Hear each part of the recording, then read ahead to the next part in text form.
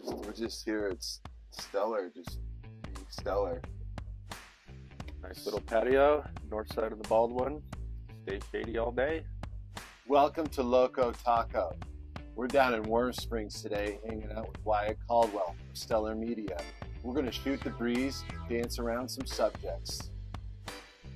I'm sure you'll put me on the spot, and I'll dance around with a hopefully eloquent answer. At Stellar Media, you're kind of an outdoor media company. How did you transition from your earlier start in the adult film industry into outdoor? Good question. And by adult film, you mean us tomahawking down the slope as snowboarders and snowmobilers in front of the camera, risking our necks, and along the way kind of gleaned a few tricks from the video and photography world and realized, I think we're going to learn how to operate a camera quicker than these cameramen are going to learn how to operate a snowmobile. So being an outdoorsman yourself, you must really, I know for a fact you take advantage wholeheartedly of what our area has to offer. Whatever's in season.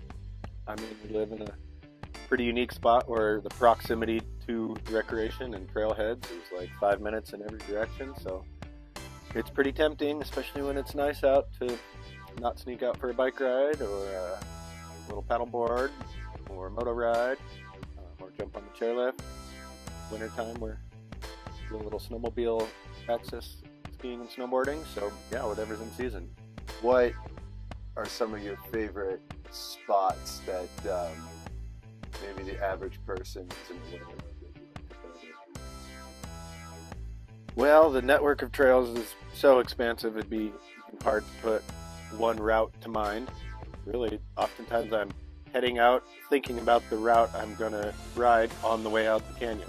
Whether it's Warm Springs or by Baker Creek or up north over the summit, the network and the little junctions, you just kind of get out there and see how it's going, and you might take a left at one junction and then a right at the next one and end up doing a loop or a figure eight you've never done before. So that's what's pretty special about it. What are some of your favorites? Any trail that's got some nice wildflowers, a couple fun creek crossings to cool off, and a mix of technical and smooth trails.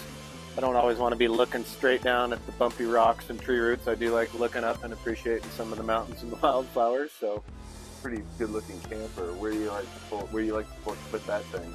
Usually find us kicking it at the day use. Probably Alturas, Pettit, somewhere there, using the paddle boards and playing in the sand. So no, you don't have any secret stashes that you out of the way of the general public that kind of. Oh, we got plenty. Yeah, people are kind of worried, like, oh, it's so busy up north. Where are we going to go camp? Not an issue.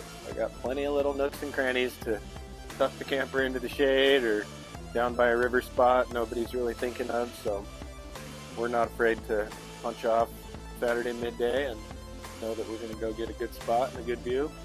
The world is our oyster up there. There's so many back roads, so many side spots. I could rattle off lakes or names of roads, but you can always find a good spot. And if it's all full, I'll just drive an hour over Trail Creek and come see your guys' ranch. Jump on the back of a donkey and have a mock rodeo. Don't worry. If they have the motivation to travel all the way over there, they deserve to check it out. But that is a pretty remote spot. Prior to being of age, what are some of your favorite canyons or gulches that you guys used to like to congregate and hang out at? Oh boy, I'd like to think the era of good old-fashioned high school canyon parties is not dead, but I don't think they do it today like we did it back then.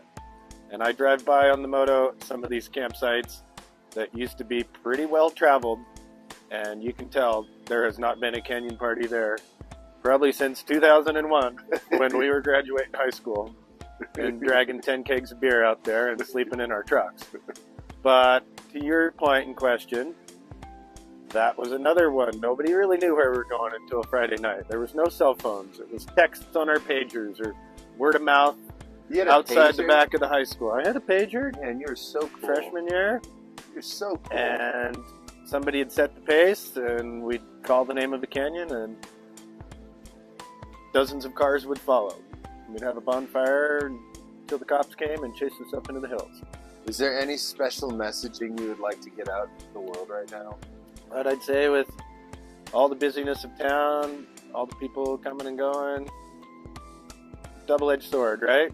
Yep. It's busy and we want our town back, but at the same time, we all know our town revolves and relies on tourism.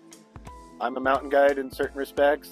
I do like showing people what's in our backyard without giving away all the nooks and crannies and canyons and secrets that you're alluding to.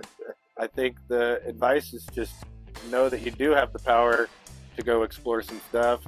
I'd encourage open communication and friendly, proper trail and camping etiquette, and the valley will continue to be a rad place to live. True that.